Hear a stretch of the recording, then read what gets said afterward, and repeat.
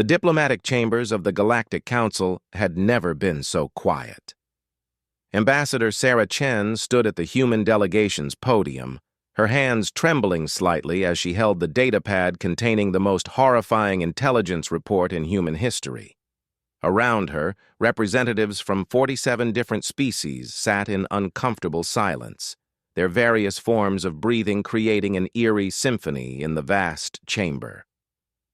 "Honored members of the Council," Sarah began, her voice steady despite the chaos in her heart. "3 days ago, our long-range sensors detected something that defies all civilized understanding. The Zephyrian Empire has systematically exterminated every living being on Kepler 442b. A collective intake of breath echoed through the chamber.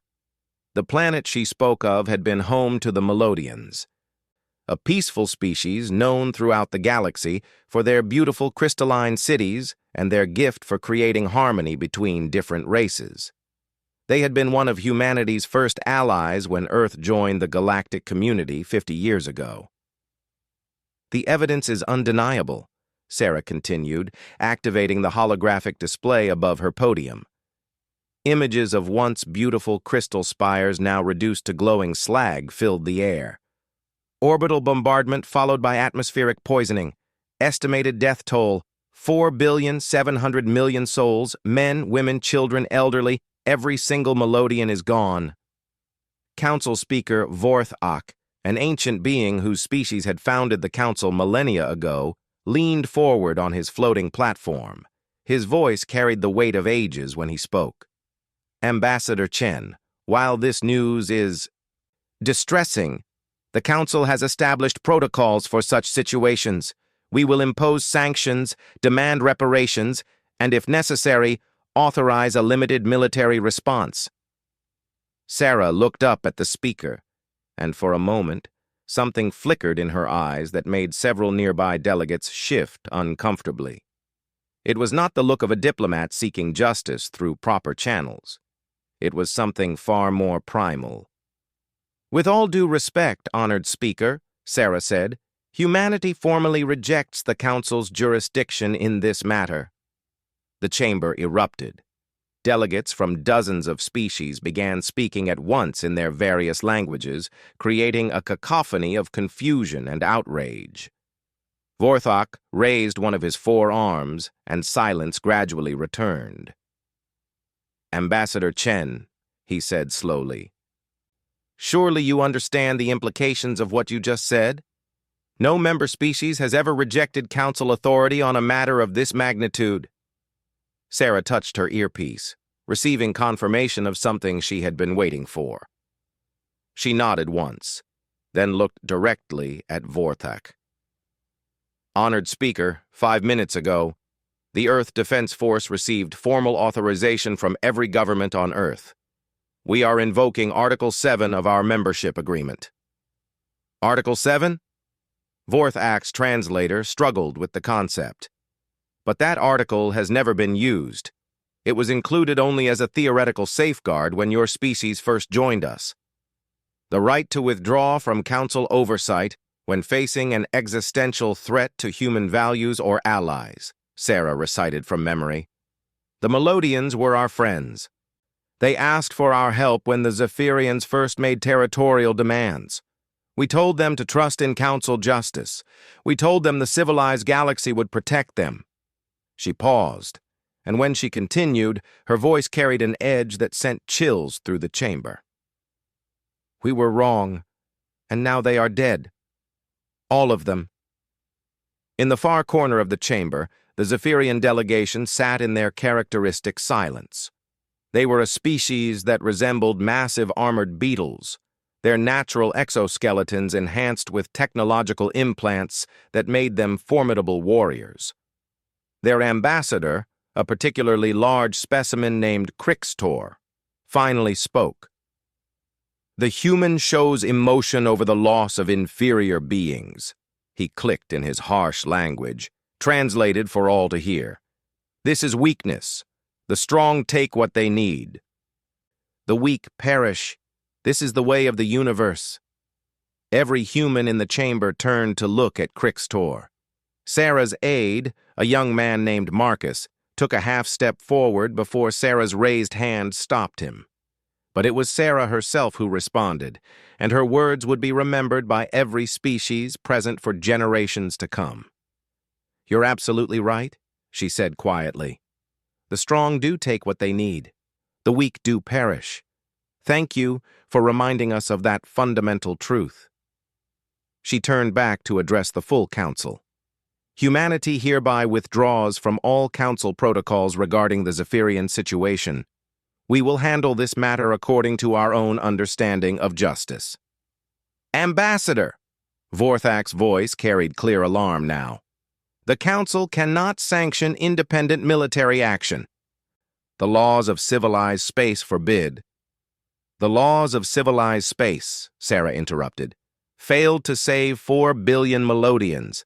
Perhaps civilization itself is insufficient for the challenges we face." She gathered her materials and began walking toward the exit, her delegation following. As they reached the chamber doors, Crixtor called out behind them. "Humans," he clicked, "your species is small, weak. You have perhaps 12 billion of your kind spread across a handful of worlds. The Zephyrian Empire spans 200 systems. What do you think you can accomplish against such power?" Sarah stopped at the threshold and turned around one last time. Every delegate in the chamber was watching her, waiting for her response to what seemed like an entirely logical question. The human species was indeed tiny compared to the Zephyrian Empire. They had joined galactic civilization as a minor member, contributing mainly scientific curiosity and cultural diversity rather than military might.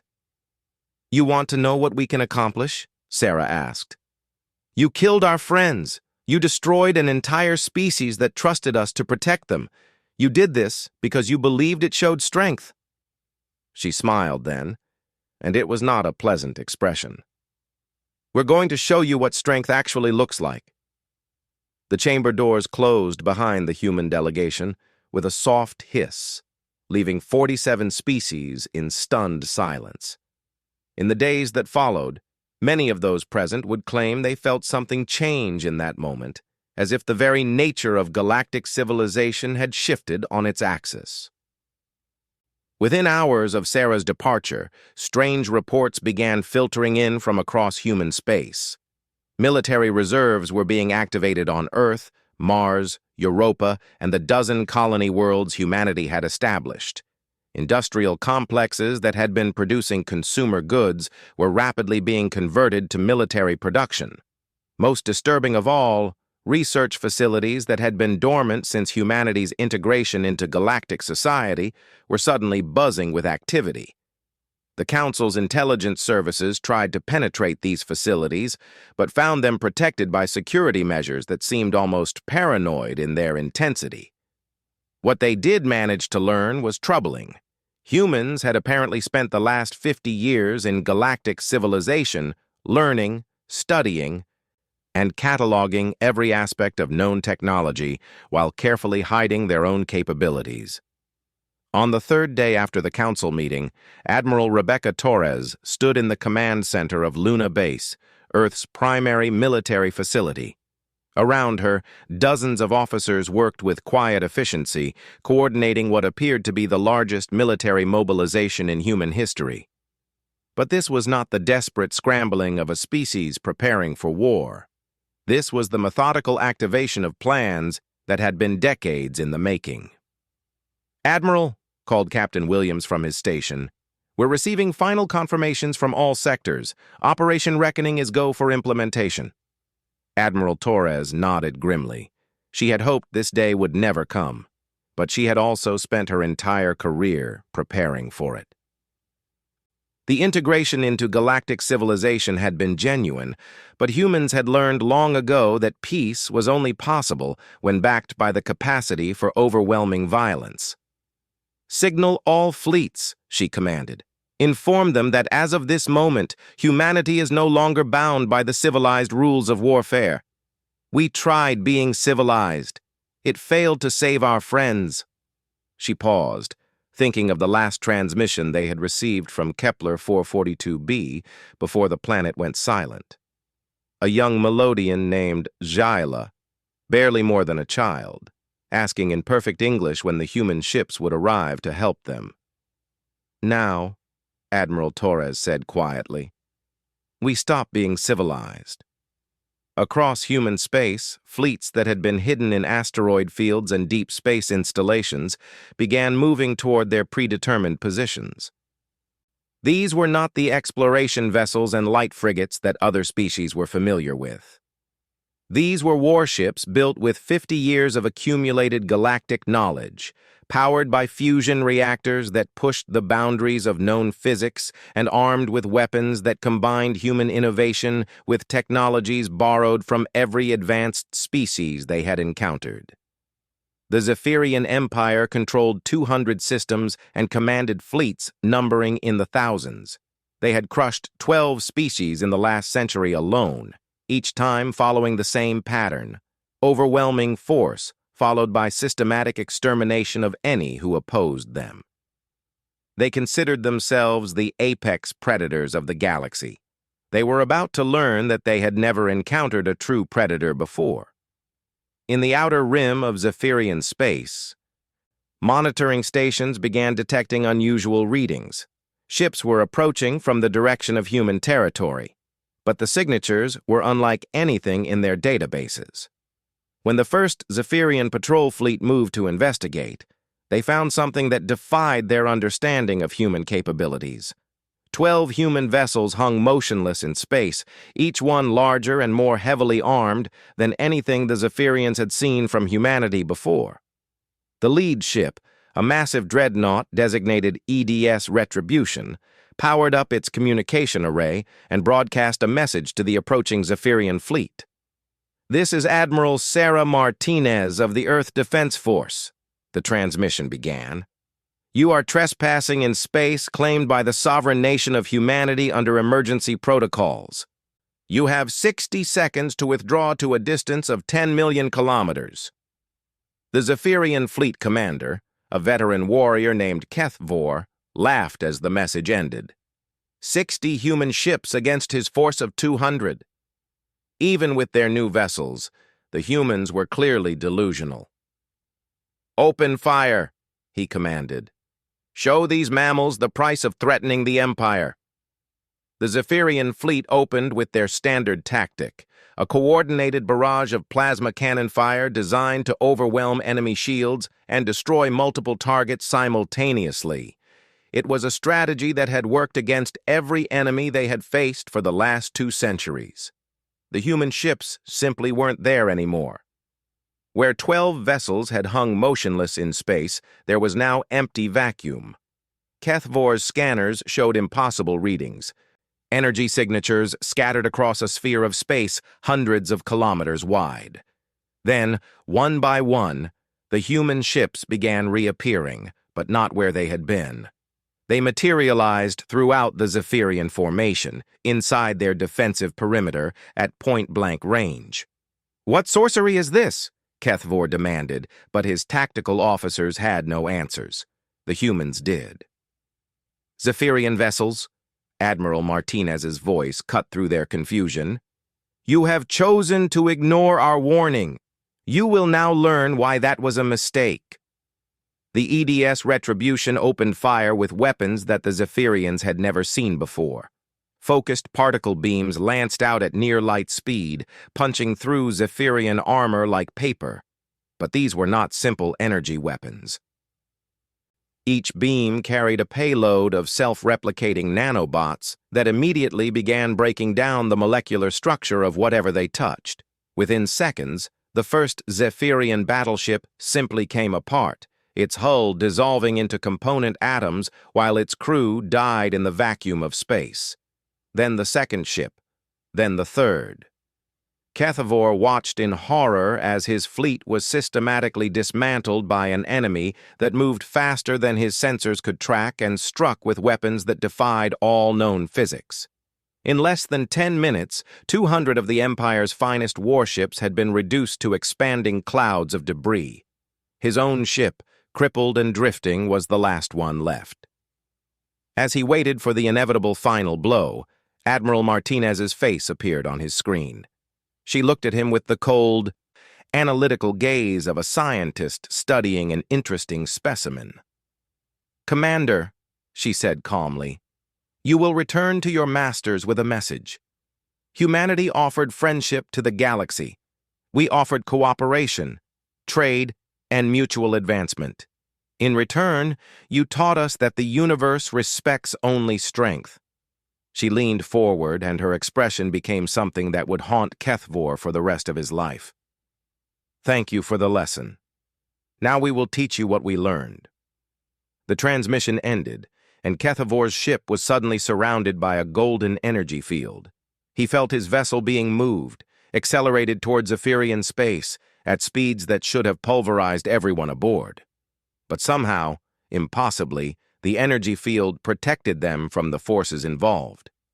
As his ship hurtled toward the heart of the Empire, Kethvor realized that the humans had not simply defeated his fleet. They had demonstrated capabilities that suggested they could have destroyed the entire Zephyrian military any time they chose. The question that terrified him was simple. If they had possessed this power all along, why had they waited until now to reveal it? Behind him, in the space where 200 Zephyrian warships had died, the human fleet began to disperse. They had other targets to visit, other lessons to teach.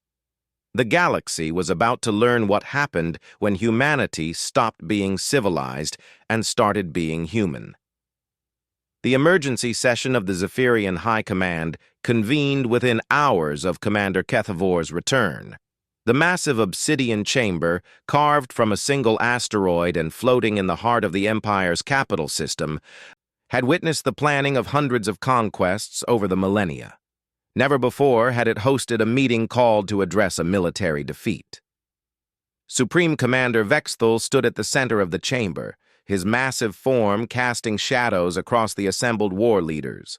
His exoskeleton, enhanced with biomechanical implants that marked his rank, gleamed under the harsh lighting as he studied the tactical displays showing the complete destruction of the Outer Rim fleet.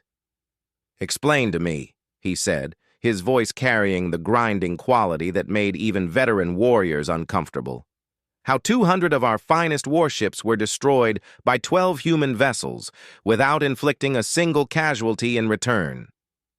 The silence stretched for long moments before Kethvor stepped forward.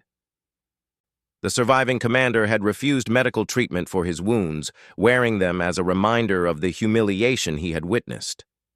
"Supreme Commander," he began, his voice hollow, "everything we believed about human military capability was incorrect. Their ships moved through space in ways that our physicists claim should be impossible. They appeared and disappeared at will. Their weapons—" He paused, remembering the sight of proud Zephyrian battleships dissolving into atomic clouds. "Their weapons consume matter itself."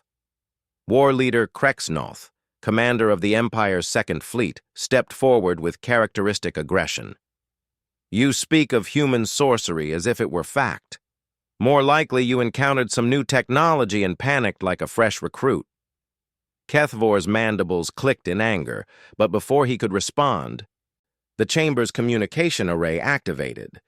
The face that appeared on the central screen was unfamiliar to most of the assembled commanders, but those who had studied human military structure recognized Admiral Rebecca Torres, the commanding officer of Earth's defense forces. "Greetings, Supreme Commander Vexthul," Admiral Torres said, her tone conversational, despite the fact that she was addressing the leader of a hostile empire. "I hope you don't mind the intrusion, but we felt it was time for a more direct conversation." The chamber erupted in alarm. The communication had bypassed every security protocol, every encryption system, every defensive measure the Zephyrians had developed over centuries of warfare. It was as if the humans were simply talking to them through open air. "Impossible," breathed the Empire's chief technician. "Our communications are secured by quantum encryption. No known technology can penetrate our networks." Admiral Torres smiled, and it was not a pleasant expression. "I'm afraid your understanding of known technology is about to expand significantly. But we're not here to discuss technical details. We're here to discuss the future of your empire." Supreme Commander Vexthul raised himself to his full height, an intimidating figure even through a video transmission. "Human, you dare to threaten the Zephyrian Empire? Your species controls a handful of worlds. We rule 200 systems. Your fleet consists of exploration vessels and light frigates. We command thousands of warships." "Yes," Admiral Torres agreed. "And yesterday, 12 of our exploration vessels destroyed one of your main battle fleets without taking damage. Today, things become more serious."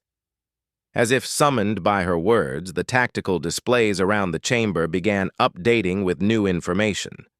Alarm signals cascaded across the screens as monitoring stations throughout Zephyrian space reported the same impossible readings.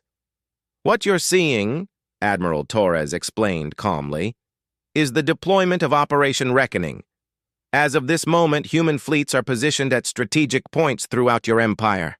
We have been studying your military infrastructure for 50 years.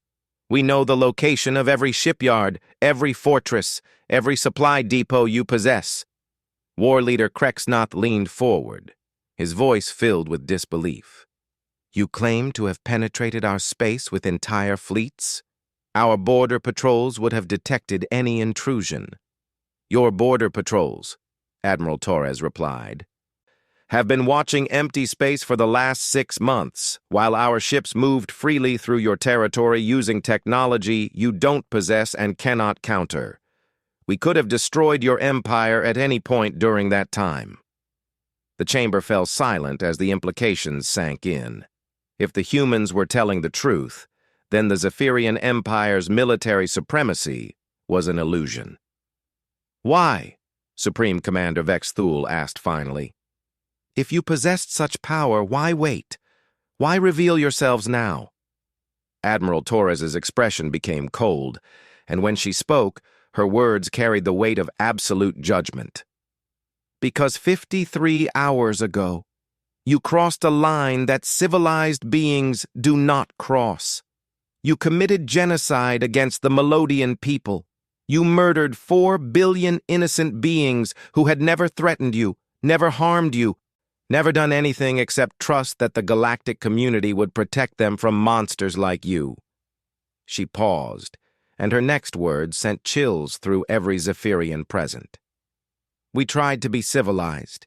We tried to work within the system, to trust in diplomacy and justice. The Melodians believed in that system too. They asked for our help, and we told them to wait for the Galactic Council to act. We told them that civilization would protect them." Admiral Torres leaned forward, and her eyes seemed to look directly at each Zephyrian in the chamber. "They died waiting for civilization. Now you're going to learn what happens when humans stop being civilized and start being human." The transmission ended abruptly, leaving the chamber in stunned silence. Within moments, reports began flooding in from across the Empire. Human fleets were materializing in systems that should have been impossible to reach undetected. But these were not attack formations. They were blockades. Every major trade route, every supply line, every strategic passage through Zephyrian space was suddenly controlled by human forces. The Empire's vast military machine, spread across 200 systems, found itself unable to communicate with itself or coordinate any response. "They're not attacking," reported the Chief Intelligence Officer, his voice filled with confusion. "They're just sitting there." Supreme Commander Vexthul studied the tactical displays, his ancient mind working through the implications. The humans had achieved something that should have been impossible. They had paralyzed an empire without firing a shot. But why? The answer came 6 hours later, when every communication array in the capital system activated simultaneously. This time, the image that appeared was not Admiral Torres, but a human civilian. She was middle-aged, wearing simple clothes, and looked like she might have been a teacher or administrator on any peaceful human world. My name is Dr. Elena Vasquez, she said quietly. I am the director of Earth's Institute for Xenological Studies. I've spent my career studying alien cultures, learning about different forms of life, and promoting understanding between species. The Melodians were my friends. She paused, and something in her expression made even hardened Zephyrian warriors shift uncomfortably. You probably expected threats from military commanders or angry words from politicians. But they asked me to speak to you because they thought you might understand the message better if it came from a civilian. Someone who represents the peaceful side of humanity that you've just made extinct. Dr. Vasquez reached off screen and picked up what appeared to be a small crystalline sculpture, the kind of art object that Melodians had been famous for throughout the galaxy. This was a gift from a Melodian child named Jyla. She gave it to me when I visited their world 2 years ago. She was 7 years old and wanted to be an artist when she grew up. She loved creating these little sculptures and giving them to visitors as tokens of friendship. The sculpture caught the light as Dr. Vasquez turned it slowly in her hands. Jyla is dead now. So is her family. So is her entire species. You killed them because you could. Because they were weak and you were strong. Because that's how you believe the universe works. She set the sculpture down carefully and looked directly into the camera. We're going to teach you a different lesson about how the universe works. You see, the human species evolved differently than most galactic civilizations. We didn't develop in isolation on a peaceful world. We evolved alongside predators, in competition with species that wanted to kill and eat us. We learned to survive by being smarter, more adaptable, and when necessary, more vicious than anything that hunted us. Dr. Vasquez smiled, and it was perhaps the most terrifying expression any Zephyrian had ever seen because it carried the absolute certainty of someone who knew exactly what they were capable of. When we joined galactic civilization, we made a choice. We decided to be better than our evolutionary programming. We chose cooperation over competition, peace over war, civilization over savagery. We believed that intelligence meant rising above our primitive instincts.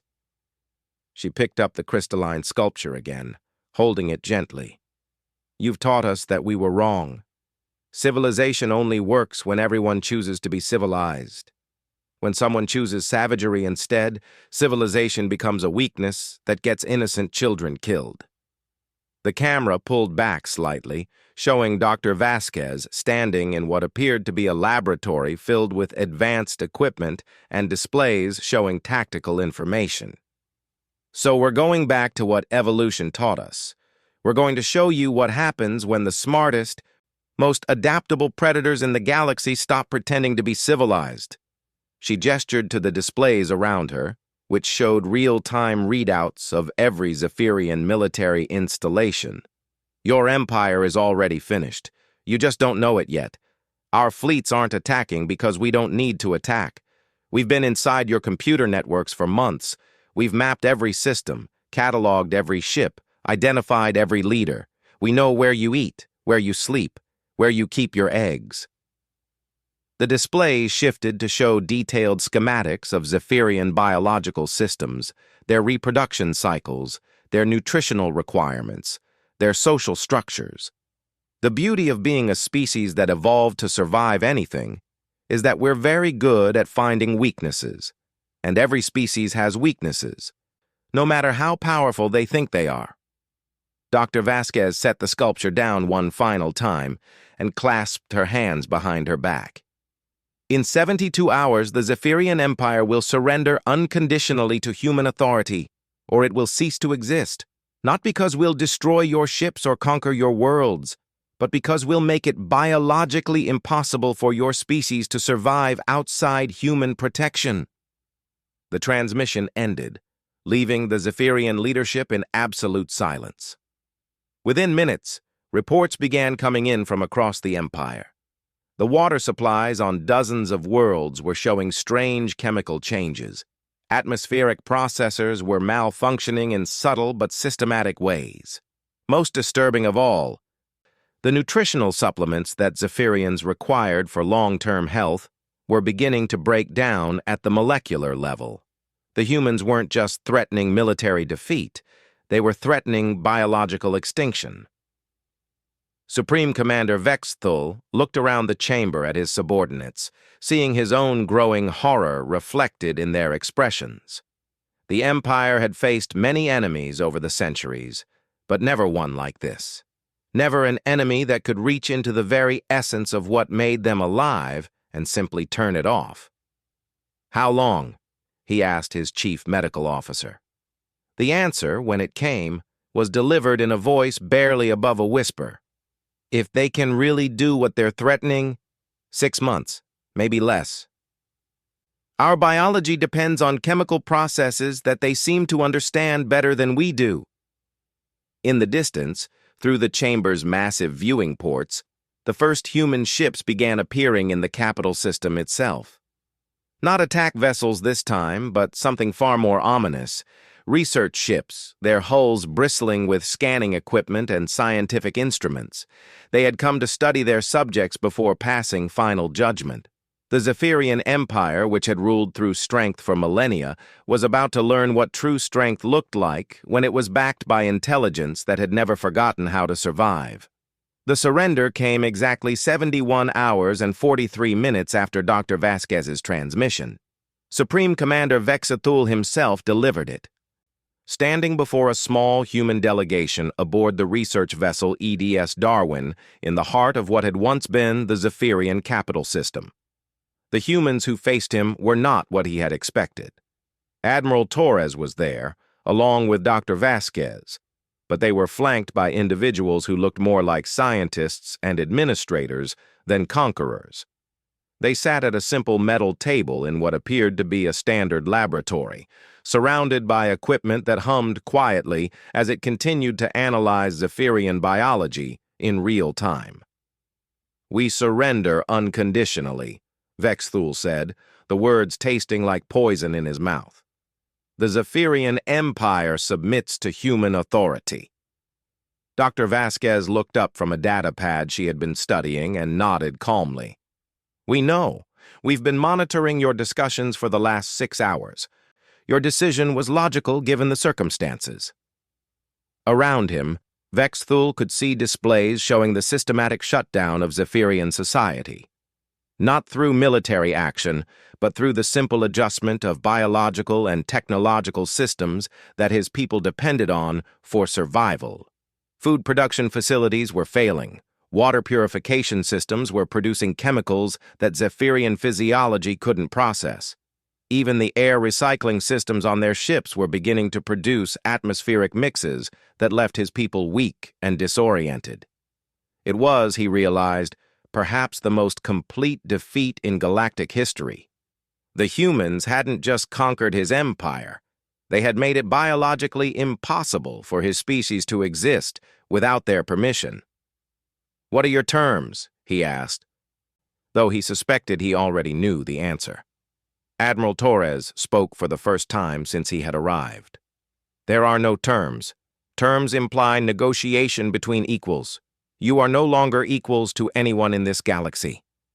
She gestured to the displays around them, which showed real-time monitoring of every Zephyrian world, every ship, every individual of significant importance. "Your species committed genocide. You destroyed an entire civilization because you felt like it, because you believed that strength gave you the right to exterminate anyone weaker than yourselves." Dr. Vasquez set down her data pad and looked directly at Vexthul. "The question before us now is simple. Should your species continue to exist?" The words hit Vexthul like a physical blow. He had expected occupation, tribute, perhaps the dismantling of their military. He had not expected to be told that his entire species was on trial for their right to live. "You would commit genocide in response to genocide?" he asked, genuinely confused by the apparent contradiction. "We could," Dr. Vasquez replied matter-of-factly. "As of 6 hours ago, we possess complete control over every biological system your species requires for survival. We could render your entire population extinct within a month without firing a single weapon. It would be clean, efficient, and absolutely final. She paused, studying him with the analytical gaze of a scientist examining an interesting specimen. The question is whether we should, and that, Supreme Commander, depends entirely on whether your species can learn to be something other than a plague upon the galaxy. Vex Thul felt something he had never experienced before in his long life. Genuine fear. Not the tactical concern of a warrior facing superior numbers, but the existential terror of a species facing judgment by beings who had proven themselves capable of carrying out any sentence they chose to impose. "What would you have us become?" he asked quietly. Admiral Torres stood and walked to one of the viewing ports, looking out at the Zephyrian fleet that hung motionless in space around them. Every ship was intact, every crew alive, but none of them could function. Their weapons were inert, their engines offline, their life support systems dependent on human technology that could be withdrawn at any moment. "Useful," she said simply. "For 50 years, we watched your empire expand through conquest and genocide. We documented every species you destroyed, every world you sterilized, every act of barbarity you committed in the name of strength. We told ourselves that it wasn't our business, that the Galactic Council would eventually stop you." She turned back to face Vex Thul, and her expression was filled with cold judgment. "We were wrong. It was our business because every time we allowed evil to flourish unchecked, we became complicit in its continuation. The Melodians trusted us to protect them, and we failed. That failure ends here." Dr. Vasquez activated a holographic display that showed detailed biological scans of Zephyrian physiology. "Your species possesses several traits that could be valuable to galactic civilization. Your natural exoskeletons make you excellent construction workers in dangerous environments. Your ability to survive in low-oxygen atmospheres would be useful for terraforming operations. Your hive-mind coordination could revolutionize logistics and manufacturing." Vex Thul stared at the display, understanding beginning to dawn. "You're talking about slavery." "No," Admiral Torres corrected. "We're talking about rehabilitation. Slavery implies that you have no choice in the matter, and that your service benefits only your masters. What we're proposing benefits everyone, including you." She activated another display, this one showing projection models of Zephyrian society under human supervision. "Your species will be relocated to designated systems where you can rebuild your civilization under human oversight. You'll work on projects that benefit the galaxy rather than ones that destroy it. Your children will be educated in schools that teach cooperation instead of conquest. Your leaders will be selected based on their ability to build rather than their capacity for violence." Dr. Vasquez stood and began pacing around the laboratory, her hands clasped behind her back. "What Admiral Torres isn't telling you, Supreme Commander, is that this process will take generations. Your species has spent millennia developing a culture based on domination and destruction. Changing that fundamental programming won't happen overnight." She stopped directly in front of Vex Thul, and her voice became gentle but implacable. "Your generation, the one that authorized genocide, will never be trusted with freedom again. You'll live out your remaining years in comfortable captivity, contributing what knowledge you can to the rehabilitation process, but never again holding power over life and death. Your children will have more opportunities, but only if they prove themselves capable of choosing cooperation over conquest. Your grandchildren might eventually earn the right to govern themselves, but only if they demonstrate that the lessons have been truly learned." Vex Thul felt the weight of absolute defeat settling over him like a shroud. It was not just personal defeat or even military defeat. It was the defeat of everything his species had believed about their place in the universe. "And if we refuse?" he asked, though he already knew the answer. Admiral Torres shrugged. "Then you die. All of you. We'll make it quick and painless, but we'll make it complete." Every Zephyrian in the galaxy will simply stop existing, and the worlds you once ruled will be given to species that actually deserve them. The casual way she delivered the death sentence for an entire species was perhaps more terrifying than any threat could have been. It was the voice of someone stating a simple fact about cause and effect.